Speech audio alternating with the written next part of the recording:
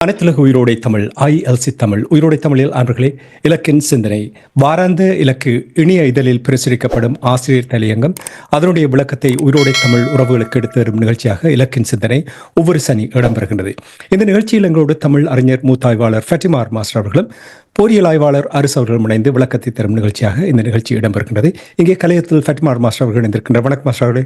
வணக்கம் தனஞ்சாணி. வணக்கம் அரிஸ். வணக்கம் அரிஸ் அவர்களே. வணக்கம் தனஞ்சாணி. வணக்கம் மாஸ்டர்.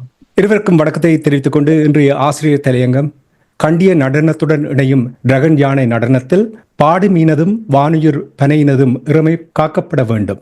அதாவது சீனாவுக்கும் இந்தியாவுக்கும் இடையிலான ஒரு நட்புறவு மீள் புத்தியில்படுத்தல் ஒன்று கடந்த வாரத்தில் நடைபெற்றிருக்கின்றது.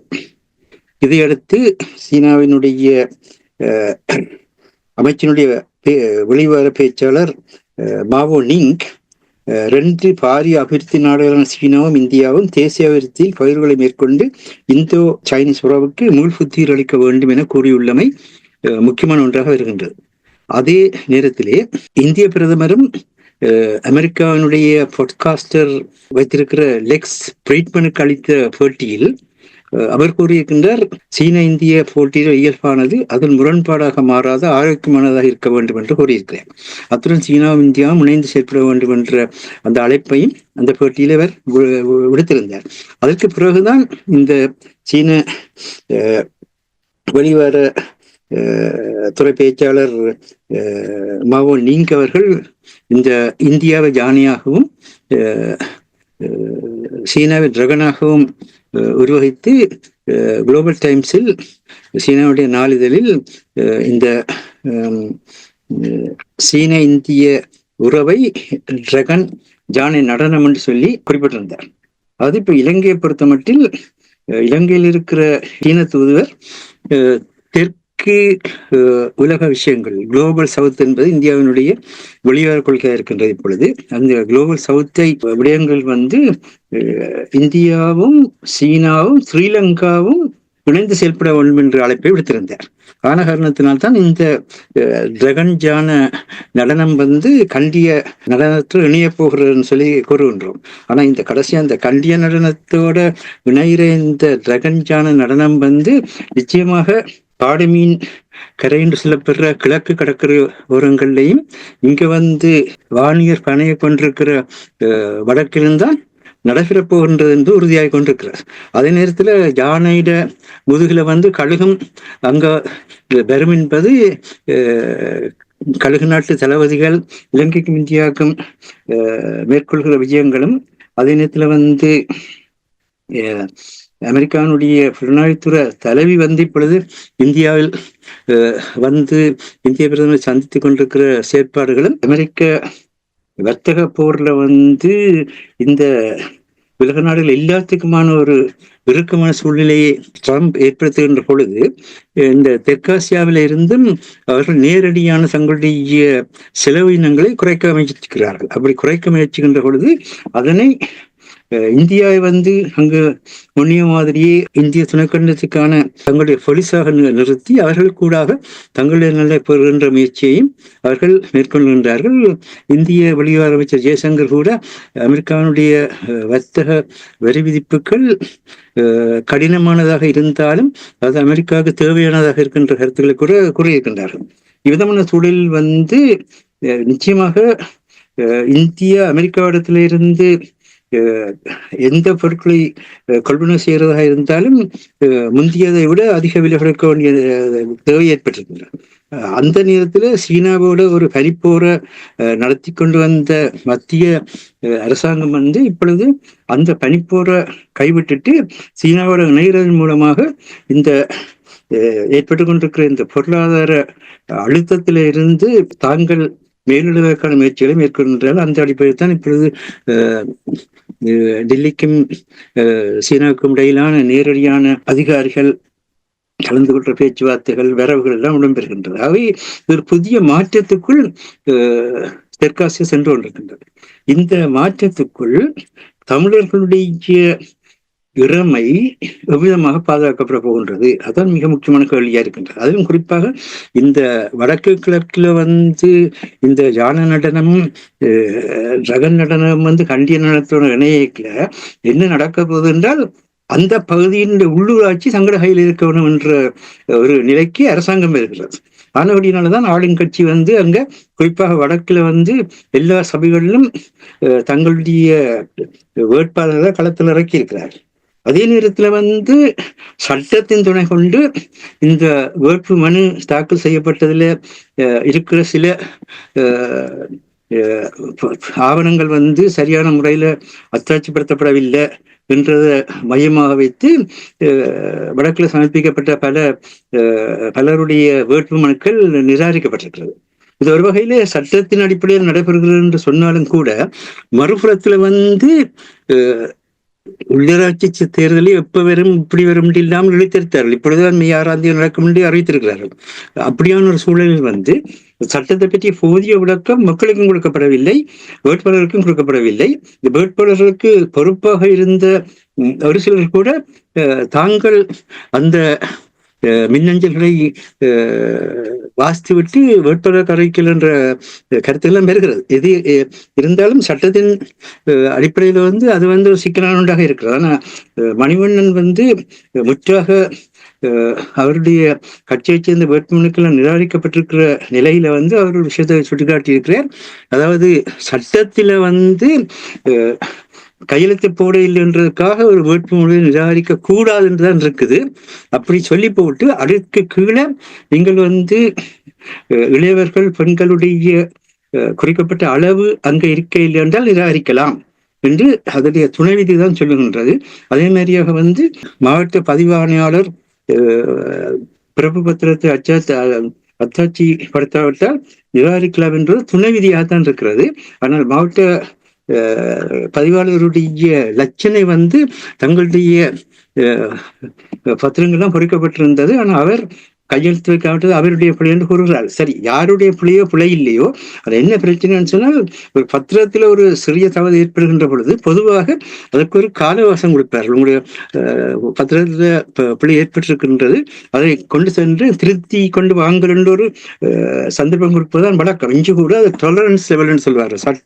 சட்டமாக இருக்கும் எல்லா இடத்திலும். ஆனால் அந்த டொலரன்ஸ் லெவல் என்ற ஒரு அடிப்படையில் அந்த சட்டத்தினால ஒருவருக்கு பாதிப்பு வருகின்ற பொழுது பொறுமை இல்லை என்று சொல்றது, அதுல இப்படியான ஒன்று நடந்திருக்கிறது, இதற்கான இந்த காலவாசம் தருகின்றோம் என்று சொல்லி அதுக்கிடையில் நீங்கள் அதுக்குரிய தகுதியானவற்றை செய்து அந்த சட்டத்தினுடைய தாக்கத்துக்குள் உள்ளாகாமல் தடுப்பதற்குரிய ஒரு முறைமை உலகம் முழுக்க இருக்கின்றது. ஆனால் அதனை ஏன் செய்யாவிட்டார்கள்? அப்படி என்றால் ஒரு சட்டத்திலே ஏற்படுற ஒரு சின்ன ஒரு பிரச்சனையை வச்சுக்கொண்டு நீங்கள் இந்த பிரச்சனையை நீங்கள் பெருசுபடுத்தி இவ்வளவு விண்ணப்பங்களை நிராகரிக்கிறதா இருந்தால் சட்டத்தின் ஆட்சி இலங்கையில் இருக்கிறதா? சட்டத்தின் முன் அனைவரும் சமம் என்பதுதான் சட்டத்தினுடைய முதலாவது நிலை. சட்டத்தின் முன் அனைவரும் சமம் என்பது இலங்கையுடைய அரசியலமைப்பிலேயே நீங்கள் கடைபிடிப்பதில்லை. அரசியலமைப்புடைய முதலாவது வரியில் வரும். ஆனா அடுத்த வரியில் அது சிங்கள பௌத்தத்துக்கு முக்கியத்துவம் கொடுக்கிறன்னு சொல்லி செயற்படுவீர்கள். ஆனால் இப்படியாக நீங்கள் நினைத்த பொழுது இந்த டொலரன்ஸ்களை பயன்படுத்தி, அந்த பொறுமை எல்லையை பயன்படுத்தி சட்டத்திலிருந்து விதிவிலக்கு கொடுக்கிற நீங்கள் ஏன் நீதிமன்றத்தினாலேயே மிகப்பெரிய கிரிமினல் குற்றங்களுக்கு தண்டனை வழங்கப்பட்டவர்களையே நீங்கள் அரசு அதிபருடைய மன்னிப்புன்னு சொல்லி மன்னிக்கிறீர்கள்.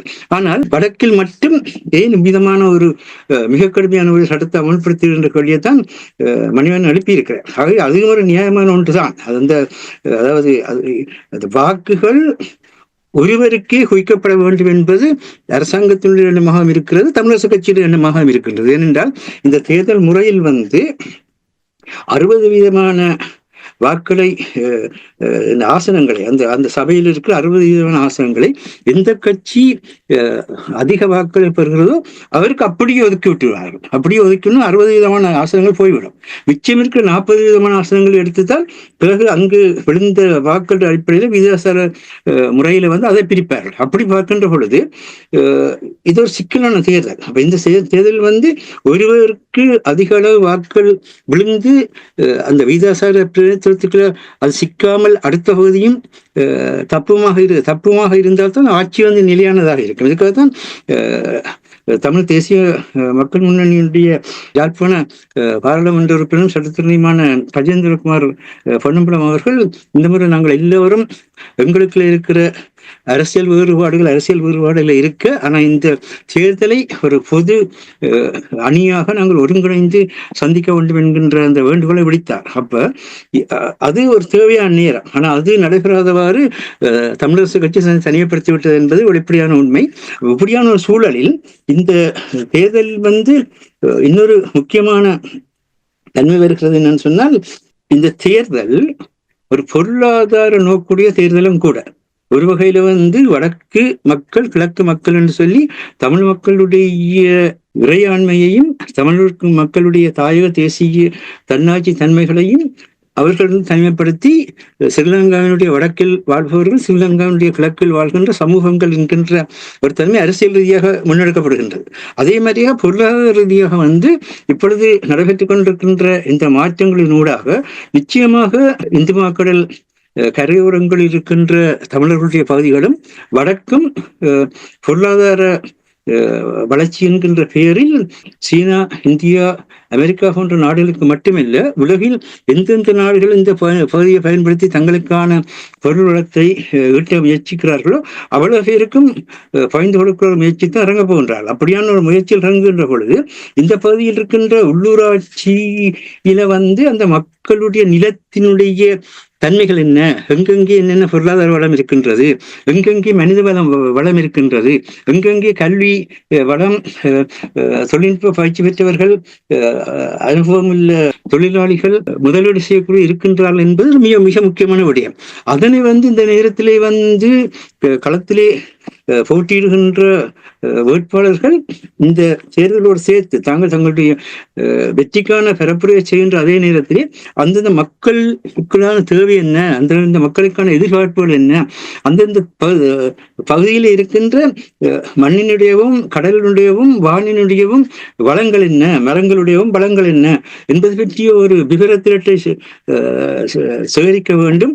அப்படி சேகரித்து வைத்தால்தான் நாளைக்கு இந்த உள்ளூராட்சி பகுதி உலக பொருளாதாரத்தில் இணைக்கப்படுகின்ற பொழுது அவர்களுக்கும் இந்தந்த பகுதியில் இவ்வளவு மக்கள் மனித வலு உள்ளவர்களாக இருக்கின்றார்கள், இவ்வளவு மக்கள் துறைசார் அனுபவம் உள்ளவர்களாக தொழிற்சார் அனுபவம் இல்லாத இருக்கின்றார்கள் என்று அவர்கள் செயற்படுகின்ற பொழுதுதான் அந்த மக்களுக்கான வேலை வாய்ப்புகள், அந்த மக்களுக்கான தொழிற்பயிற்சியில், அந்த மக்களுக்கான வாழ்க்கை முயற்சியில் ஏற்படும். இல்லை என்று சொன்னால் நிலத்தில் அந்நியர்கள் முதலிட்டு நிலம் அவர்களுக்குரியதாகவும் அதே நேரத்திலே வேலை வாய்ப்புகளில் அந்தந்த பகுதியை சாராதவர்கள் அந்த பகுதிகளில் குடியமர்த்தப்பட்டு அதன் விளைவாக கூட்டு மொத்தமான மக்கள் சனத்தொகை மாறுறதாக அமையும். இப்படியான நேரத்தில் இந்த பொருளாதார ரீதியாக சிந்திக்கிற ஒரு வலுவான ஒரு கட்டமைப்பு உருவாக்கப்பட வேண்டிய தேவை இருக்கின்றது. அதை இந்த நேரத்தில் நீங்கள் செய்து வைத்தீர்கள் தான் இந்த உள்ளூராட்சி மக்களுக்குரியதாக வைத்திருக்க. இந்த உள்ளூராட்சி தேர்தல் என்பது சட்டவாக்க தேர்தல் அல்ல, நிர்வாக தேர்தலும் அல்ல. சட்டவாக்க தேர்தல் பாராளுமன்றத்தோடு சம்பந்தப்பட்டது, நிர்வாக தேர்தல் ஜனாதிபதி தேர்தலோடு சம்பந்தப்பட்டது. இந்த தேர்தல் உங்களுடைய மண்ணினுடைய தன்மை என்ன, அந்த மண்ணுடைய வளங்கள் என்ன, அது மக்கள் எந்த அளவுக்கு பயன்படுத்துவதற்குரிய தன்மை இருக்கிறது, அதை எப்படி பயன்படுத்த வைக்கலாம், அந்த மக்களுடைய அறிவாற்றல், தொழிலாற்றல், நிபுணத்துவ ஆற்றல் வளர்க்கப்படுகிறதா என்பவற்றை நாங்கள் தெரிந்து கொண்டு அதன் பின்னணியிலே தேச நிர்மாணம், நேஷன் பில்டிங் ப்ரோசஸ் என்று சொல்லப்படுகின்ற அந்தந்த தேசத்தை கட்டியெழுப்புகின்ற ஒரு தன்மை வந்திருக்கிறது. இப்பொழுது தமிழரசு கட்சி திரும்பவும் தமிழர் தேசம் என்கின்ற வார்த்தையை உச்சரிக்க தொடங்கி இருக்கின்றார்கள்.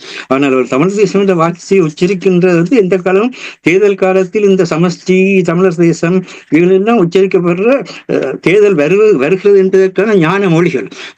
அந்த தேர்தல் முடிந்த பிற்பாடு அவர்கள் திரும்பவும் என்ன ஆளுங்கட்சியாக எந்த கட்சி இருக்கிறதோ அது எங்களுக்கு ஏதாவது என்று அருள வேணும் என்று கையேந்து நிற்பதுதான் அவருடைய வழக்கம். அது இப்பொழுதும் செயற்படுகின்றது. ஆனால் இந்த ஒரு சூழலில் இவற்றை கண்டு நாங்கள் கலங்க வேண்டிய தேவையோ அல்லது ஏமாற வேண்டிய தேவையோ இல்லை. ஆனால் இந்த சூழலை எப்படி சமாளிக்க போகிறோம்? உலக தன்மை பற்றி ஏற்கனவே கூறியிருக்கிறோம். உலகத்தினுடைய போக்கு சுட்டி காட்டுவதற்காகத்தான் அங்கு டிராகன் ஜானை நடனம் வருகின்றது என்பதை கூறுகின்றோம். அது கண்டின நடனம் நினைகின்றது என்பதையும் கூறுகின்றோம். இதை மாற்றுவதற்குரிய சக்தி இன்றைக்கு தமிழர்களுக்கு இல்லை. ஆனால் இதை மாற்றுவதற்கு சக்தி எங்கு இருக்கின்றது சொன்னால், இந்த மண்ணினுடைய ஆட்சியை, அந்த மண்ணினுடைய வளத்தை, அந்த கடலினுடைய ஆட்சியை, அந்த கடலினுடைய வளத்தை தமிழர்களுடையதாக மாற்றுவதன் மூலம்தான் தமிழர்களுக்குரிய அந்த இளமைத்தன்மை, இது இந்த மண் எங்களின் சொந்தம் என்ற அடிப்படையில் அந்த பனைக்கு அந்த மண் தான் சொந்தம், அந்த பாறை மீனுக்கு அந்த கடல் தான் சொந்தம். ஆகவே இப்பொழுது எங்கள் கடலில் இந்த மீன் வகையை எத்தனையோ மீன் வகை இல்லா போயிட்டது. முத்தைச்சிப்பியை பிரித்தானியாவே இந்த பயாலஜிக்கல் ஜெனசைட் என்ற முறையில் அள்ளிக்கொண்டு முத்தைச்சிப்பியே இல்லா போயிட்டு இப்படி எத்தனையோ மாறுதல் வந்து விட்டது என்றால் நாங்கள் இயற்கையை பற்றியும் நினைப்பதில்லை. ஆன காரணத்தினால் இந்த முறை தயவு செய்து இதை ஒரு விளையாட்டு தேர்தலாக அங்க போயிட்டு இன்னொன்று என்னன்னா, இந்த சபைகளுக்கு தேர்ந்தெடுக்கப்படுபவர்கள் அந்த தேர்தல் நேரத்தில் அங்க நிற்பார். அதுக்கு பிறகு மக்களை அவர்களை தேடி தெரிய வேணும் அவர்கள் எங்கே இருக்கிறார் என்பது. அதுக்கு பிறகு அடுத்த 4 வருஷம் 5 வருஷத்துக்கு பிறகு அவர்கள் உதயமாவார்கள். இந்த தன்மைகள் மக்களுக்கு தெரியும். அதனால்தான் வெளியவர்களை கொண்டு வாருங்கள், ஆர்வமுள்ள தொழில் முயற்சியில் இருப்பவர்களை கொண்டு வாருங்கள், தொழிலாளர்களை கொண்டு வாருங்கள், மாணவர்களுக்குரிய பங்களிப்பை கொண்டு. இந்த சட்டத்துல சட்டமே சொல்லுது, இந்த ஒவ்வொரு வேட்பாளர் பட்டியலும் இவ்வளவு பேர் இளையவர்களாக இருக்க வேண்டும், இவ்வளவு பேர் பெண்களாக இருக்க வேண்டும் என்று. அந்த இளையவர்கள் என்று உறுதிப்படுத்துவதற்காக தான் இந்த பிறப்பு சாட்சி பத்திரத்தில் கையெழுத்திட வேணும் என்ற தன்மை வருகிறது என்று அந்த சட்டத்தில் சொல்லி இருக்கிற அளவுக்கு அந்த ஒவ்வொரு சபையிலும் இளையவர்களுக்கான பங்களிப்பு இருக்கிறாங்க உறுதிப்படுத்துறது. அப்ப எதுக்கோ கொண்டு வந்த ஒரு சட்டத்தை அந்த பகுதியிலேயே வேட்பாளராக ஜனநாயக அடிப்படையில் பங்கேற்க முயல்பவர்களை நிராகரிக்கின்ற ஒரு ஜனநாயக அழிப்பாக அரசாங்கம் மாற்றிக் கொண்டிருக்கிறது. சட்டம் கொண்டு வர சொல்லப்பட்டது வேறு வழியாக. இதைத்தான் நாங்கள் மக்களுக்கு தெளிவுபடுத்தப்பட வேண்டி இருக்கின்றது. கிளீன் ஸ்ரீலங்கா என்று இதைத்தான் சொல்லுவது எனக்கு தெரியவில்லை, நீங்கள் கூறுவது எனக்கு புரியவில்லை. நன்றி மாஸ்டர்.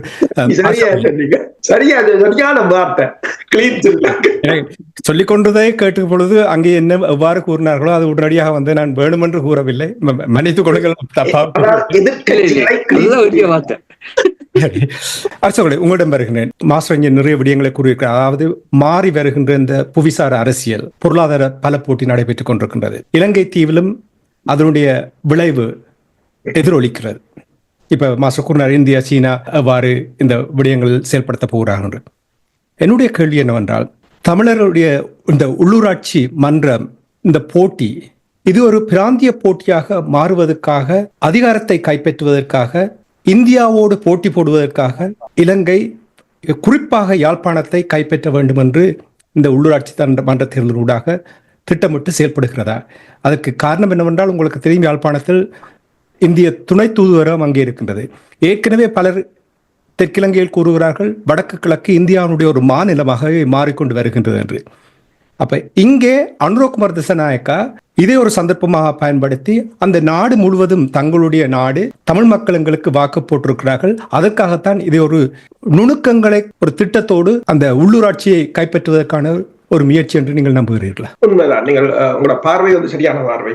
என்னென்று சொன்னால், இலங்கையை பொறுத்தவரையில் தற்போதைய நிலையில் ஏதோ ஒரு வகையில் ஏதாவது ஒரு நாட்டுடன், அதாவது முன்னைய போல அணிசேரா கொள்கையை பின்பற்ற முடியாது, ஏதாவது ஒரு நாட்டுடன் இணைய வேண்டும். உலக பொருளாதார நிலைமையிலும் மிக கடினமாக இருக்கின்றது. தற்போதைய நிலையில் சீனாவின் கைதான் ஓங்கி இருக்கின்றது இலங்கையில். அப்ப இந்தியாவை அடுத்ததாக மேற்குலக நாடு. உங்களுக்கு தெரியும், அண்மையில் வெளியிடப்பட்ட ஜோன் எஃப் கெனடியின்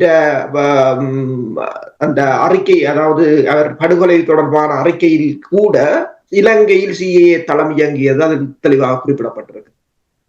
அவ்வாறான ஒரு நிலைமை. இப்ப இந்தியா இதற்கு தடையாகத்தான் இருக்கிறது. இந்தியாவை இலங்கை எதிரியாக பார்க்கின்றது என்பது ஒரு புறம் இருக்க, ஜேவிபி உண்மையா இந்தியாவுக்கு எதிரானவர்கள். அவர்கள் 60,000 பேரை இழந்ததை இந்திய ராணுவத்தை வெளியேற்றுவதற்காக. அப்ப அவ்வாறான ஒரு மனநிலை கொண்டவர்கள். ஆனால் பொலிட்டிக்கல் ரீதியாக, அரசியல் ரீதியாக அவர்கள் நேரடியாக இந்தியாவை பகைக்க மாட்டார்கள். இவ்வாறான, அதாவது அந்த பவர், அதாவது அதிகார போட்டி என்றது அதிகாரங்களை கைப்பற்றுவதன் ஊடாக இதனை மேற்கொள்ள முடியும். எனவேதான் உங்களுக்கு தெரியும், நாங்கள் இப்ப பல அதிகாரங்களை தமிழ் மக்கள் கேட்கும் போது அதனை இந்தியாவோ இலங்கையோ வழங்குவதற்கு முன் வருவதில்லை.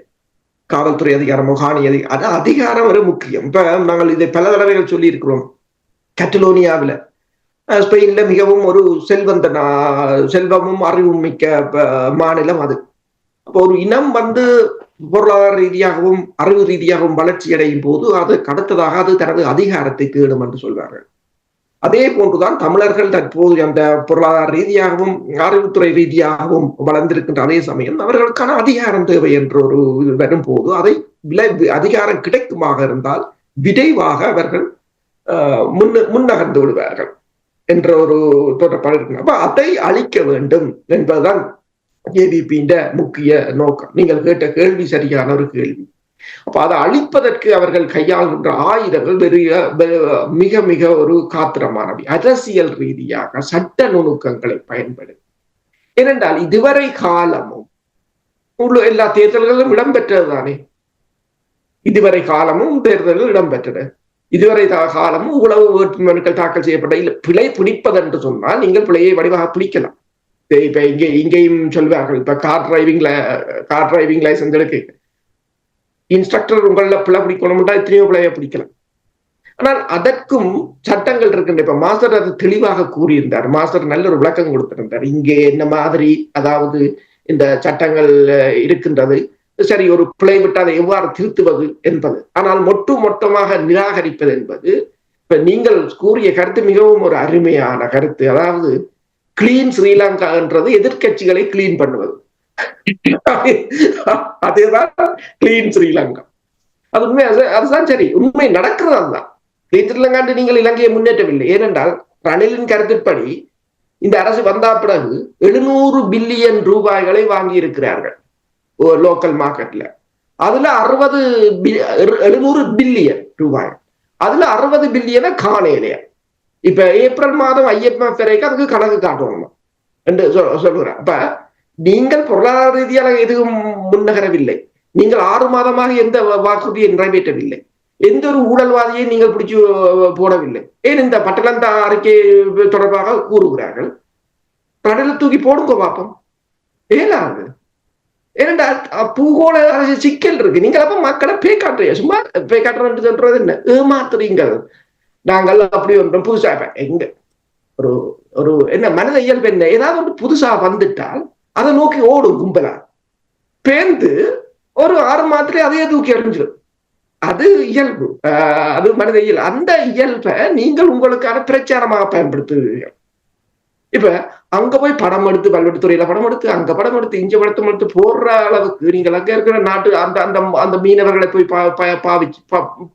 பார்த்து, அல்லது அந்த வேலையில்லா பட்டதாரிகளை பார்த்து அவர்களுக்குரிய ஏதாவது ஒன்று செய்திருக்கலாம். இந்த 12 மணித்தியாலம் ரோட்டால போய் ஷோ காட்டின நேரம் 2 மணித்தியாலத்துல ஹெலிகாப்டர்ல போட்டு வந்து மிச்சம் 10 மணித்தியாலம் வேலை செய்திருக்கலாம். ஏதாவது ஃபைல்களை பார்த்து ஏதாவது வேலை செய்திருக்கலாம். என்ன பிரச்சனை என்று சொன்னால், சிரிய அதிபர் அசாட்டை துருக்கியின் அதிபர் கலைத்தார் எடோகன்.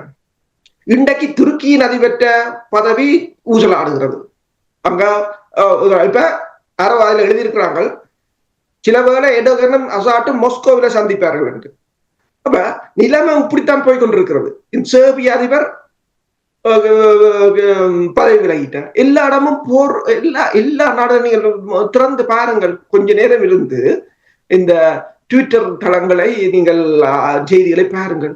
எத்தனை நாடுகளில் பாராளுமன்றத்தை நோக்கி போராட்டங்கள் நடக்கின்றன, எத்தனை நாடுகளில் சிவில் போர் நடக்கும். உலகம் மெல்ல மெல்ல எங்கேயோ போய்கொண்டிருக்கிறது. ஒரு மிகப்பெரிய ஒரு மீள முடியாத இர்ரிவர்சிபிள் என்று சொல்வது. இப்ப உக்ரைனில் கூட போர் நிறுத்தத்தை கொண்டு வந்தாலும் அங்கு போர் நிறுத்தம் இன்னும் ஏற்படவில்லை. பாலஸ்தீனம் இஸ்ரேல் பிரச்சனை கூட அப்படியே தான் இருக்குது. யாராலும் எதையும் தீர்க்க முடியாது. ஆனால் அதன் தீர்வை காண அவர்கள் முயற்சிக்கவில்லை. என்ன செய்கிறார்கள்? மூழ்கிற கப்பல் இருந்து எலிகள் ஓடின மாதிரி ஐக்கிய நாடுகள் சபையில இருந்து இதுல இருந்து எல்லாம் ஓடுறாங்களே தவிர ஒன்றை கட்டியமைக்க முடியாத ஒரு நிலைக்கு உலகம் போய்விட்டது. அதான் இப்ப நீங்கள் கூறியது போல சீனாவும், இப்ப மாஸ்டர் கூறியது போல சீனாவும் இந்தியாவும், இப்ப பாருங்கள், சீனாவின் ஸ்போர்ட் சிட்டி வந்து அந்த பெல்ட் அண்ட் ரோட் இனிஷியேட்டிவ்க்குள்ள வருகிறது. அது இப்ப அதுல கிட்டத்தட்ட 6-7 பேங்க் அது ஆஃப் ஷோர் வர்றபடியா அதுல அந்த டாக்ஸ் இதுகள் எல்லாம் பிரச்சனை. கிட்டத்தட்ட 100க்கு மேல இந்தியன் ஐடி கம்பெனி அப்ளிகேஷன் வந்திருக்கான். அதுல திறக்க போறாங்க அலுவலகம். Sport city. அப்ப சீனாக்காரன் தான் கட்டுறான், இந்தியாக்காரன் பிசினஸ் நடத்துறான். அது அவங்களுக்கு அப்படித்தான். அவன் வர்த்தகர்கள் அவங்க. அதை பார்த்துட்டு நாங்கள் சீனாவை இந்தியாவை பாதுகாக்கிறோம். அதிலிருத்தன் தமிழகத்துல பட்ஜெட் போட்டா பிறகு ஸ்டாலின் தன் அரசியல் நலனுக்காக ரூவென்று எழுதி ஒரு பிரச்சனை ஓடிக்கொண்டிருந்தது. அப்பதான் ஒருத்தன் அந்த ட்விட்டர்ல எழுதியிருக்கிறான், ஸ்டாலினுக்கு தமிழ்நாட்டுக்கு டெல்லி தலைநகரமா இந்தியாவுக்கு இருக்கிறது தூரம், உங்களுக்கு கொழும்பு தான் கிட்ட. அப்ப இப்படி ஏனென்றால் இப்ப ஏன் அவன் அப்படி சொல்றதுல பிரச்சனை இல்லை. ஏனென்றால் ட்ரம்ப் என்ன சொல்றான், கிரீன்லாண்ட பிடிப்பே. சரி, நேற்று கூட அவன் சொல்றான், நான் கனடா தொடர்பாக சொன்னது சீரியஸ் நான் சொல்றான். நான் 51வது மாநிலம் சொன்னது நீங்கள் சும்மா சும்மா யோசிக்காத, அது சீரியஸ் நேற்றுன்னு சொல்றேன் என்றால், இப்ப ட்ரம்ப் கிரீன்லாண்ட பிடிக்கிறார் என்றால் தமிழ்நாட்டு என் கொழும்பை பிடிக்கிறார். அதான் நான் இப்போ கேட்க வந்தேன். அனுரகுமார் திசாநாயக்காவுடைய கட்சி உங்களுக்கு தெரியும், நீங்களே இப்போ கூறினீர்கள் எவ்வாறு இந்தியா ஜேவிபியை அழித்தொழித்ததுக்கு முக்கிய காரணமாக இருந்தது, அது ஒரு பயங்கரவாத அமைப்பாக மாறப்பட்டது, தடை கொண்டு வந்தார்கள் என்ற விடயங்கள் எல்லாம் இருக்கின்ற நேரத்தில் அனுரகுமார் திசாநாயக்கா இந்தியா வசம் மாறாவிட்டால் இந்தியா இலங்கைக்குள் வருவது, குறிப்பாக வடக்கு கிழக்குகள் வந்து ஆக்கிரமிப்பதற்கு வாய்ப்பு இருக்கிறதா? உண்மைதான். என்று சொன்னால் இந்தியாவுக்கு வேறு வழி இல்லை. தன்னை காப்பாற்ற வேண்டும் என்று சொன்னால் இந்தியா ஏதாவது ஒன்றை செய்ய வேண்டும், வேற வழி இல்லை. அதற்கு துணிச்சலான இந்திரா காந்தி போன்ற துணிச்சலான தலைவர்கள் தேவை. அந்த துணிச்சல் தேவை. என்று சொன்னால் இந்தியாவுக்கு ஏற்கனவே சிக்கப்பட்டு போய் நிற்கிறது. இப்ப பாத்தீங்கன்னு சொன்னால் யாழ்ப்பாணத்து இலங்கைக்கு அமெரிக்காவின் இந்தோ பசிபிக் பிராந்தியத்தின் கட்டளை அதிகாரி, நார்மலி இந்தோ பெக்கோம் என்று சொல்றது சேமுவேல் ஏ பாபரா வந்திருந்தார். அதே சமயம் அவர் இங்க வந்தாருக்கு. அதே சமயம் இந்தியாவுக்கு வந்து அமெரிக்காவின் தேசிய புலனாய்வு துறை, தேசிய புலனாய்வு துறை தலைவர் வந்து துல்சி கபாட்டி அவர் வந்திருந்தார். அப்ப அவரிடம் இந்தியா கேட்டது என்னென்றால் சொன்னால், அந்த காலிஸ்தான் அமைப்பினர் வந்து அமெரிக்கா வந்து அவர்களுக்கான ஆதரவுகளை வழங்குவது தொடர்பாகத்தான் இந்தியா கலைத்திருந்தது. ஆனால் அதை வளர்த்து விட்டவர்களே அவர்கள் தான். அப்ப இந்த நிலையில் வந்து அவர்கள் அது தொடர்பாக பெரிதாக எதையும் பிடிகொடுப்பதில்லை அமெரிக்கா. அப்ப இந்தியாவுக்கும் அமெரிக்காவுக்கும் இடையிலான பிரச்சனைகளே மிக பெரிய அளவில் ஓடிக்கொண்டிருக்கின்றது. எனவேதான் இப்ப கெனடியின் இதை சொன்னேன், கெனடியின் ரிப்போர்ட்டில் கூட சிஏஏ தளம் இலங்கையில் இருந்ததாக கூறப்பட்டது. இப்போது அப்ப அதனால் தான் ஐபிகே வந்து இறங்கி இருந்தது. இப்போதைய நிலையில் இப்ப இவர் அதாவது இந்தோ பசிபிக் பிராந்தியத்தின் கட்டளை அதிகாரி என்ன கூறியிருக்கிறார், 50% ட்ரேட் வந்து இந்து சமுத்திர பிராந்தியத்துக்குள் தான் போகின்றது.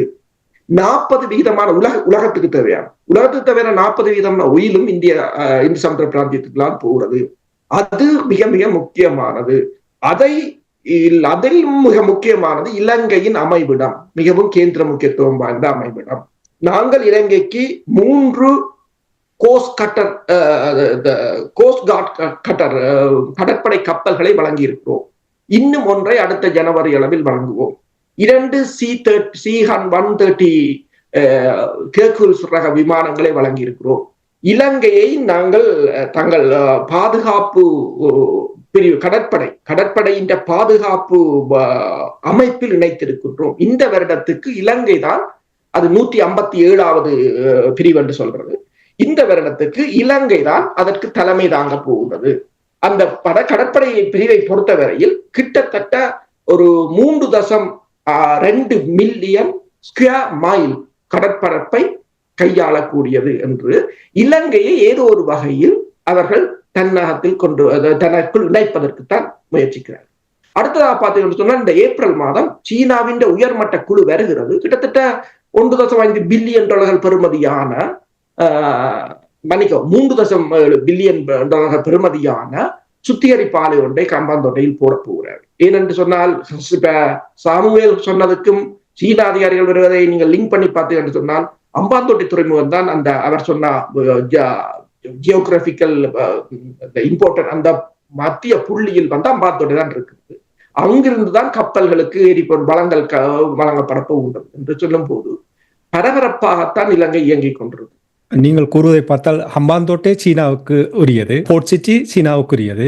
அப்படி என்றால் இப்பொழுது இந்தியா ஏதாவது ஒன்று இங்கே செய்து இதுக்குள் வந்து தன்னுடைய அதிகாரத்தை கைப்பற்றுவதுதான் அவர்களுடைய திட்டமாக இருக்க வேண்டும். இல்லை என்றால் வெகு விரைவில் சீனா இலங்கை தீவு முழுவதையுமே அவர்களுடைய பொருளாதார சூழ்ச்சியினூடாக தங்கள் வசப்படுத்தி விடுவார்கள் என்று ஓரளவுக்கு ஊகிக்கலாம் நீங்கள் கூறுவதை வைத்துக் கொண்டு.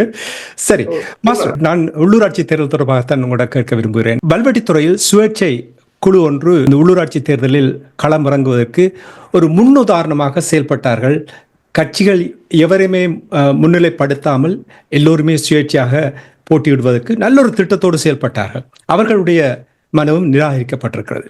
இதே காரணத்துக்காக, நீங்கள் ஏற்கனவே வழங்கப்படுத்திய காரணத்துக்காக. என்னுடைய கேள்வி என்னவென்றால், பொது தேர்தல் நடந்த பொழுது ஒரு சில சபை, குறிப்பாக வல்வெட்டித்துறையில் இருந்த அந்த பகுதியில் இருந்த ஒரு சில சபை அனுர குமாரதிசாநாயக்காவுக்கு தங்களுடைய முழு ஆதரவையும் தெரிவிக்கின்றோம் என்று வெளிப்படையாக அறிவித்தார்கள். அதே போல் சிலர் கூறிக்கொண்டு வந்தார்கள், சந்தர்ப்பத்தை கொடுத்து பார்ப்போம் என்று.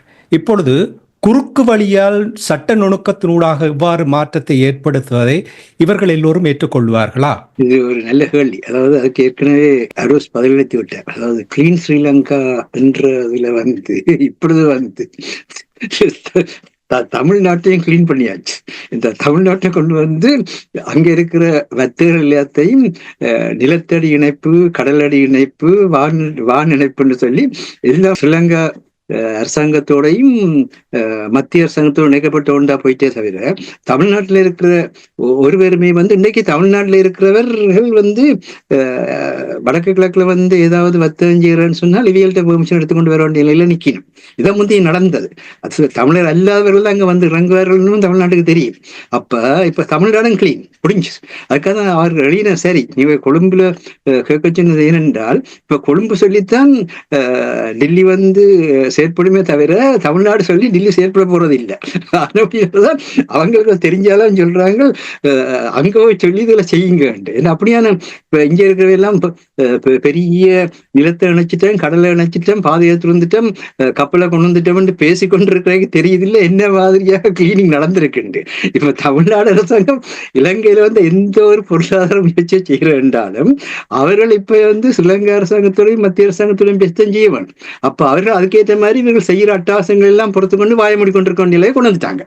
இதான் நடந்தது. அப்படித்தான் நீங்கள் இந்த வடக்குல வந்து மீனவ சமுதாயம் மிக பலம்பொருந்திய சமுதாயம் எல்லா விதத்திலும். அதுக்காக தான் அந்த மீனவர்களுடைய தொகுதியில் சொல்லப்பட்ட பாசியூர்ல வந்து போன முறை அனுரா தன்னுடைய கூட்டத்தை வச்சார், வள்ளிவட்டத்துல ஓடினார். என்னென்றா அந்த கடல் பொருளாதாரத்தில் இருக்கிற மக்களுக்கு தான் மனிதாயமும் கூட. அவர்கள் எந்த நிலையிலும் வந்து கட்சி மற்றது வந்து சாதி மத பேதங்களை கடந்து மனிதருக்கு மனிதர் உதவி செய்கிற தன்மையை கடல் பொருளாதாரத்துக்கு கூட பெற்றிருக்கிறார்கள். இந்த கடல்ல வந்து மனிதனுடன் நின்றா தான் கடலை வெல்லலாம். மற்றபடி வந்து நீங்கள் அந்த கட்சிக்காரன் இந்த கட்சிக்காரன் இந்த அதிகாரம் அந்த காரன் கடல் கவுட்டு விட்டுரும்.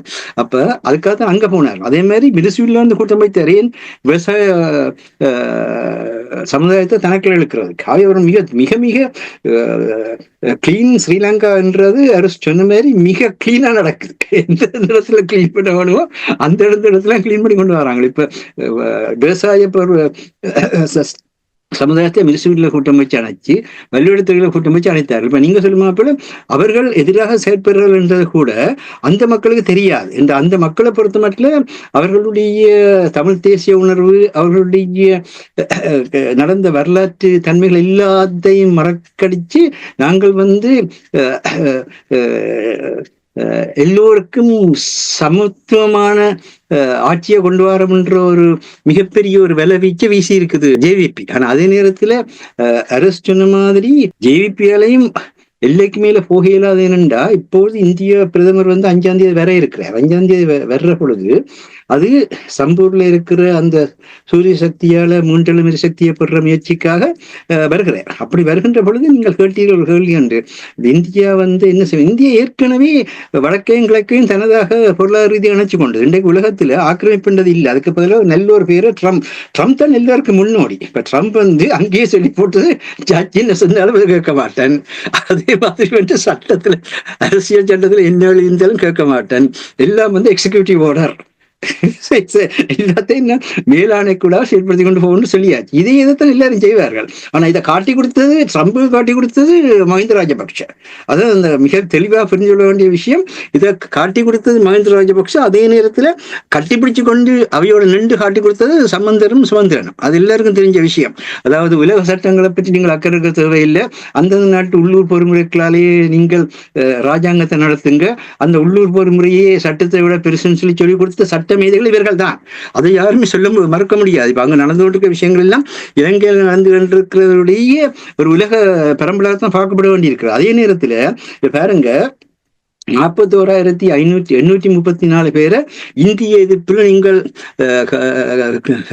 சிங்களாக்களை கொண்டு போட்டு நீங்கள் வந்து இந்தியாவோட உறவு கொண்டாட போறீங்களான்னு பொறுத்த நேரத்தில் ஐக்கிய தேசிய கட்சி வந்து பாராளுமன்றத்துக்குள்ள வந்து தூக்கி போட்டிருக்குது வெடிகுண்ட.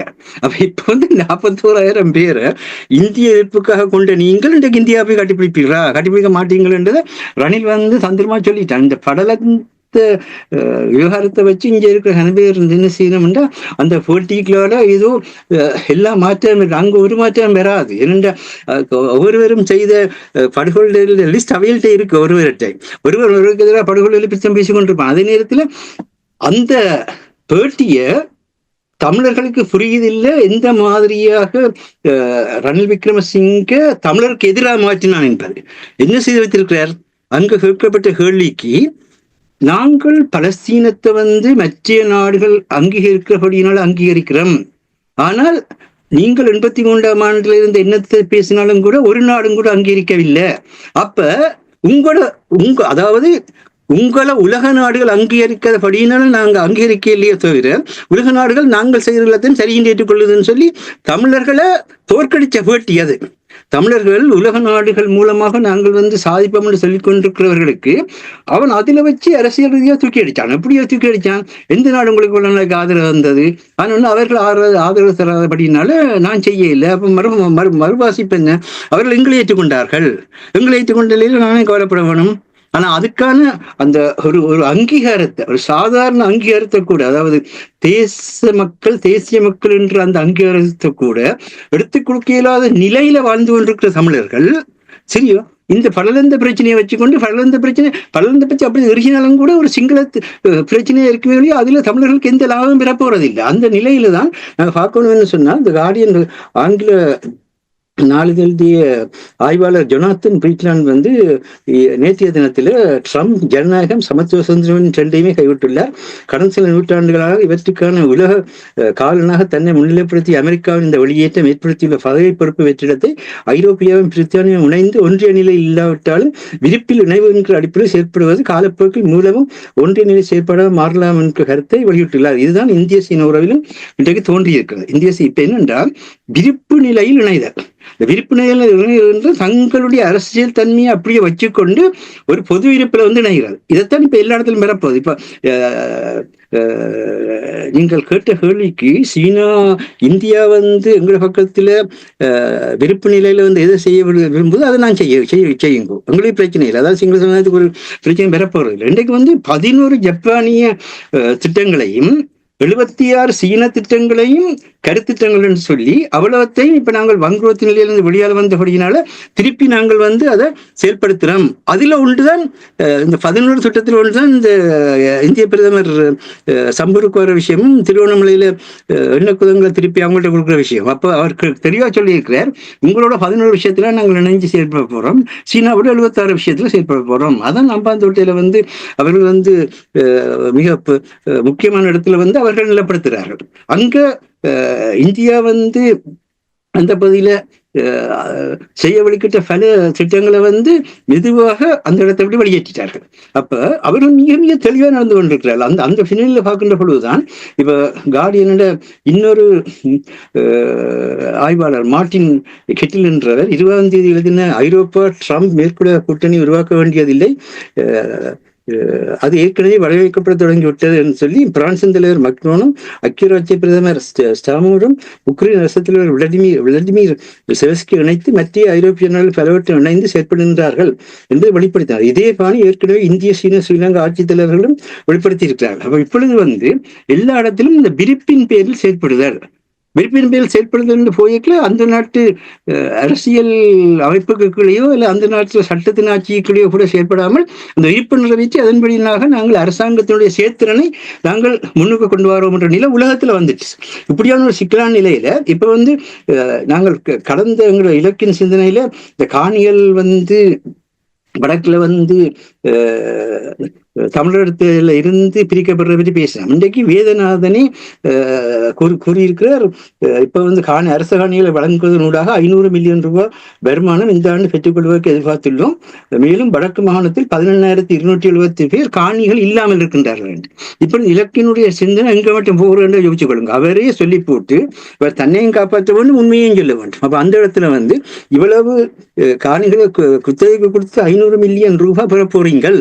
ஆனால் அதே அதே பகுதியில் 11,273 பேர் காணியே இல்லாமல் இருக்கின்றார்கள். அப்ப உங்களுடைய வறுமையொழிப்பு எங்க போயிட்டது? உங்களுடைய சமத்துவம் எங்க போயிட்டது?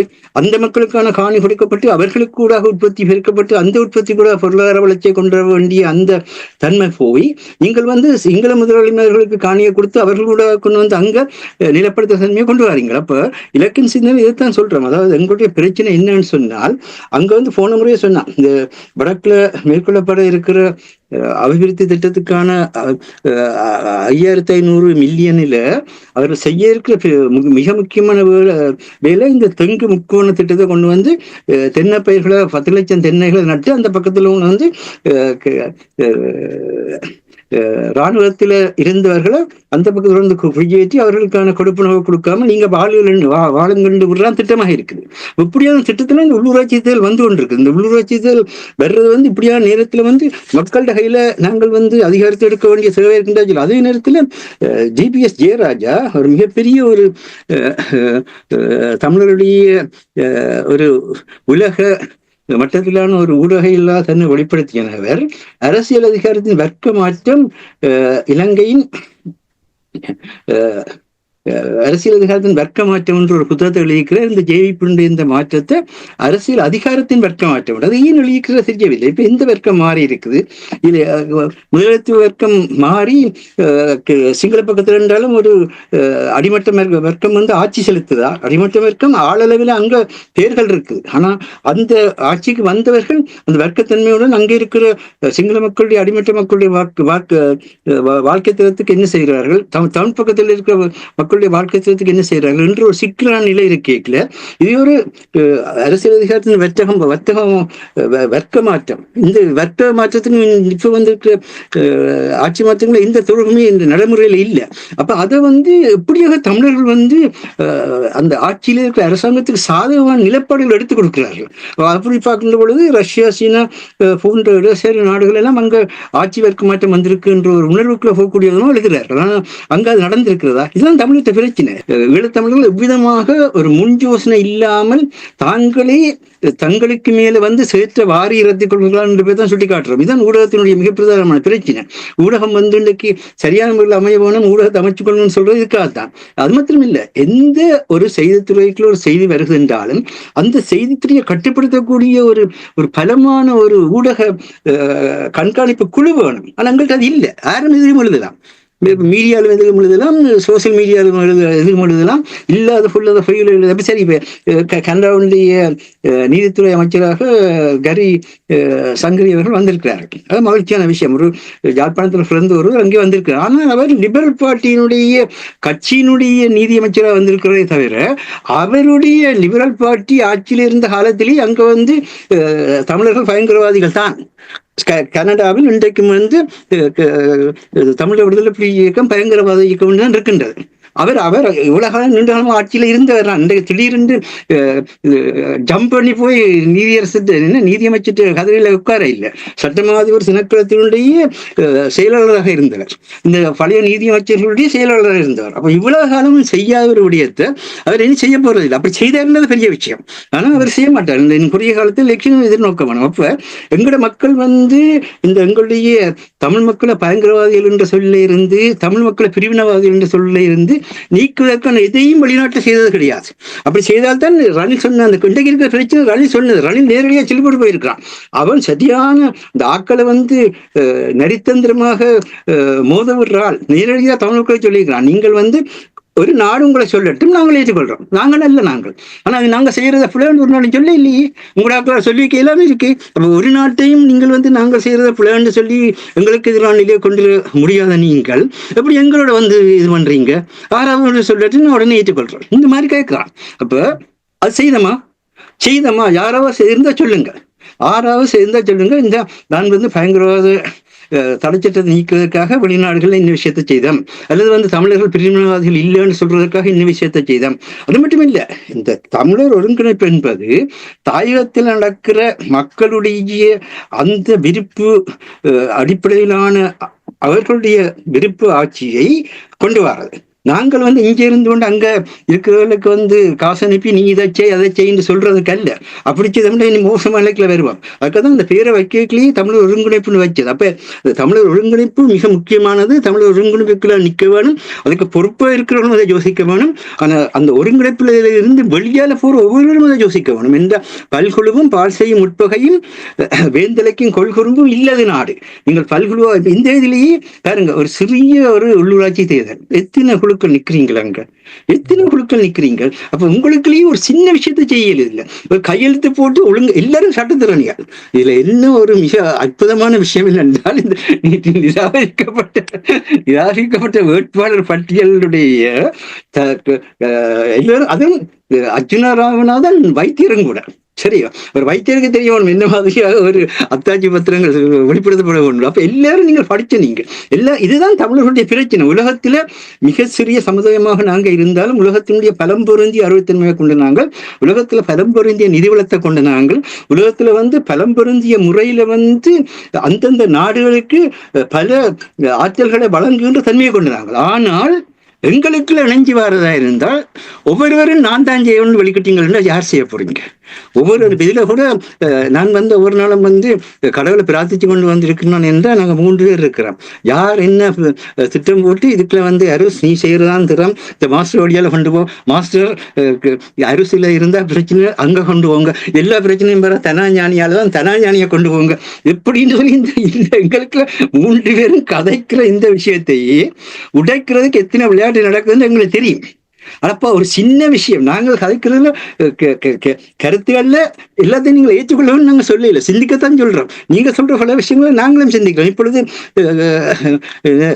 தமிழ் தேசிய மக்கள் முன்னணி சரியான முறையில போயிருக்கல, அவர்களை முன்னுக்கு கொண்டு வர பாடுபடுறோம். அதுல தமிழ் தேசிய மக்கள் முன்னணி ஒரு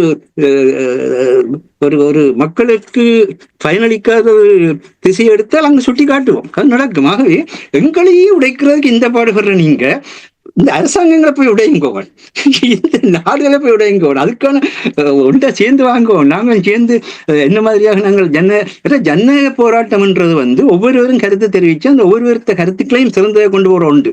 இது விடுதலை போராட்டம் நடந்து கொண்டிருக்க நேரம் அல்ல. நாங்கள் ஒரு திசையில ஒரு திசையில நடன்னு சொல்லி யாருமே செயற்பட மாட்டாங்க. அப்படி செயற்பட்டால் அதை பயங்கரவாதம் கொண்டு வருவான் இவன், அப்படியான பிரச்சனை இருக்குது. ஆகவே இந்த ஒரு சூழல்ல தயவு செய்து இந்த நாங்க சொல்ற இந்த பொது கட்டமைப்புகளையும் பொருளாதாரத்துக்கான கட்டமைப்பு, இப்ப ஒரு அரசாங்கம் சொன்னால் இந்த நாடுகளே பாருங்க, அந்த அரசாங்கத்துக்கு எதிராக இருந்து நீங்க அந்த அரசாங்கத்துக்கு கருத்து தெரிவிக்கிறதா இருந்தால் நிழல் அரசாங்கம் உருவாக்கப்பட வேண்டும். ஒவ்வொரு கட்சியிலும் இப்ப இன்றைக்கு லேபர் கட்சி ஆட்சியில இருக்குன்னு சொன்னா கன்சர்வேட்டிவ் கட்சியில ஒவ்வொரு அமைச்சருக்குமான நிழல் அமைச்சர்கள் இருக்கிறார்கள், ஆமா இல்லையா? ஜனநாயகத்துல இருக்கா இல்லையா? அப்ப நீங்கள் எந்த நிழல் அரசாங்கத்தை விட உருவாக்கிறீங்க? நாடு கடந்த அரசாங்கம் பேசிக் கொண்டிருக்கிறீங்க. இந்த நாடு கடந்த அரசாங்கமாவது இந்த ஒவ்வொரு நாட்டிலும் இருக்கிற அரசாங்க துறைகளுக்கு தமிழ் மக்களுடைய பிரச்சனையை எடுத்துக்கொள்ளக்கூடிய நிழல் அரசாங்கங்களை தோற்றி வச்சிங்களா? இல்ல.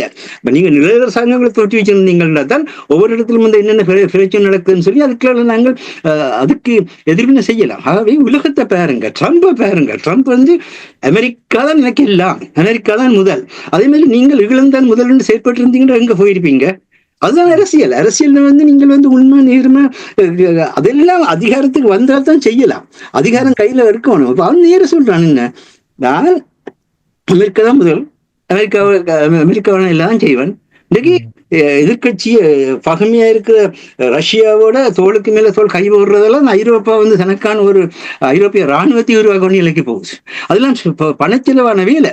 இன்னைக்கு வந்து அங்க வந்து 2.5 வீதம் வந்து மொத்த தேசிய உற்பத்தியில அதுக்கு வழங்க போய்தான் இன்றைக்கு இங்க கூட இந்த என்ன வலுவிழந்த மக்களுடைய நலன்கள் எல்லாத்தையும் கூட குறைக்கிற நிலையில வந்து ஸ்டேமர் வந்து படாத பாடுபட்டு கொண்டிருக்கிறார். இதான் நடந்து கொண்டிருக்கு. இவற்றையெல்லாம் கவனத்தில் கொண்டு நாங்கள் விளையாட்டாக கதைக்கவில்லை. இது அரசியல் விளையாடுறதுக்குரிய இடம் இல்லை. அரசியல் நீயா நானா போட்டி வச்சு எங்களுக்கு யார் சிறந்தவர் என்று பேசுற நீயா நானா போட்டி வைக்கிறேன்னா அதை போய் நீங்க கோவிநாத்தோட வையுங்க, பிரச்சனை இல்லை. அதுக்கும் ஒழுங்கு செய்து விடுறோம். அங்கேயும் நீங்கள் யார் சிறந்தவர் சொல்லி அவர் சொல்றதுக்கு நாங்க எல்லாரும் சேர்ந்து கையை தட்டுறோம். ஆனா நடைமுறை ஒன்று நடக்காது. அதனால தயவு செய்து என்ன சொல்றோம்டா, எல்லாரும் ஒருங்கிணைந்து செயற்பட வேண்டிய நேரம். முதல் வந்து ஒருங்கிணைப்புண்டா, ஒருங்கிணைப்புக்கு பொறுப்பாக இருக்கிறவர்கள் மற்றவர்கள் உள்வாங்க வேணும். அதுக்காக தங்களை மாற்றிக்கொள்ள வேண்டும். உள்ளுக்கு போறவர்கள் பிரிஞ்சு போகாமல் உள்ளுக்கு போறதுக்கான அந்த ஒற்றுமையை கொண்டு வந்து உள்ளுக்கு வர வேணும். இதில் நடைமுறை சாத்தியமாக்கணுன்றதான் அந்த உள்ளூராட்சி தேர்தலை கொண்டு செல்ல வேண்டும் என்றுதான் உங்களுடைய வேண்டுகோளா இருக்கிறது. நன்றி மாஸ்டர். மிகவும் சுருக்கமாக அரசர்களே, உள்ளூராட்சி மன்ற தேர்தல் தமிழர் தரப்பு பகுதிகளை தங்கள் வசப்படுத்தாவிட்டால் ஒரு பிரச்சனை ஏற்படுத்தும் என்பது எத்தனை தரவுகள் நீங்கள் எல்லோரும் கூறிவிட்டீர்கள். சுருக்கமாக என்னென்றால், இப்போ இந்த பிரிக்ஸ் அமைப்பு ஏற்பட்டதால் ரஷ்யா, சீனா, இந்தியா பாருங்கள் எவ்வாறு அவர்களுடைய அரசுறவியல் நிலையில் மாற்றம் வந்திருக்கின்றது. அதே போல் தமிழர் தரப்பு இவ்வாறு சிந்திக்கும் பொழுது இந்த உள்ளூராட்சி தேர்தல், அதாவது எப்படி அவர்களுடைய நிலைமைகள் இருந்தது, ரஷ்யா, சீனா அவர்களுடைய உறவு நிலையை உங்களுக்கு தெரியும், நாங்கள் விளங்கப்படுத்த தேவையில்லை ஒருவருக்குமே. அவ்வளவு மாற்றம் பெறுகின்ற இந்த நேரத்தில் ஏன் தமிழ் தரப்பு சரியாக இந்த உள்ளூராட்சி தேர்தலை கையாளக்கூடாது? தமிழ் தரப்பு வெற்றி பெறுவது இவ்வளவு முக்கியம் என்பதை நாங்கள் கூறுவதால் வெற்றி பெறவில்லை அல்லது நாங்கள் கூறியது நடக்கவில்லை என்றதெல்லாம் எங்களுக்கு ஒரு பிரச்சனை இல்லை. இந்த காலத்துக்கு என்ன கருத்தை நாங்கள் கூற வேண்டுமோ அதை நாங்கள் கூறிவிட்டு செல்ல வேண்டும். ஏனென்றால் வரலாறு என்றது ஒன்று இருக்கிறது, அதில் நாங்கள் தவறாக கூறியதாக இருக்க. இலங்கை அரசு எவ்வாறு கிளீன் ஸ்ரீலங்கா என்று எதிர்கட்சிகளை கிளீன் பண்ணுகிறதோ, அதே போல தமிழ் கட்சிகளை கிளீன் பண்ணுகிறதோ, அதே போல தமிழர்கள் கிளீன் தமிழ் தாயகம் என்று சொல்லி இந்த சிங்கள கட்சிகளை கிளீன் பண்ண வேண்டிய ஒரு நேரம் வந்துவிட்டது. அதையே நீங்கள் உங்கள் கோஷமாக எடுங்கள், கிளீன் பண்ணுங்கள். ஏனென்று சொன்னால் மாஸ்டர் இப்ப சொன்னது போலதான், கரி ஆனந்த சங்கரி அங்கு அமைச்சராக பெறலாம், இங்கு உமா குணம் வந்து நாடாளுமன்ற உறுப்பினராக இருக்கலாம். அவர்கள் பிரித்தானியா பிரஜைகளாகத்தான் இருப்பார்கள். நான் அண்மையில் கூறியது போல ரிஷி சுனாக் வந்து இந்தியராக இருந்தார். ஆனால் அவர் இங்கு பிரதமராக இருந்த போது இந்தியராக இருக்கவில்லை, அவர் பிரித்தானியராகத்தான் இருந்தார். இப்ப தென்னிலங்கை கட்சியை பிரதிநிதித்துவப்படுத்துபவர்கள் அல்லது தென்னிலங்கை கட்சி தமிழர்களில் ஒருவரை தூக்கி தலையில் வைக்கிறது என்று சொன்னால் அவர் யாருக்கு விசுவாசமாக இருப்பார் என்பதை கூட ஒரு அடிப்படை அறிவின் மூலம் புரிந்து கொள்ள முடியவில்லை என்று சொன்னால், நாங்கள் கல் தோன்றி மண் தோன்றி காலத்துக்கு முன்னால் தோன்றியவர்களோ அல்லது மூத்த குடியோ அல்லது அறிவு மிக்கவர்களோ என்று சொல்வதில் எந்தவித அர்த்தமும் இல்லை.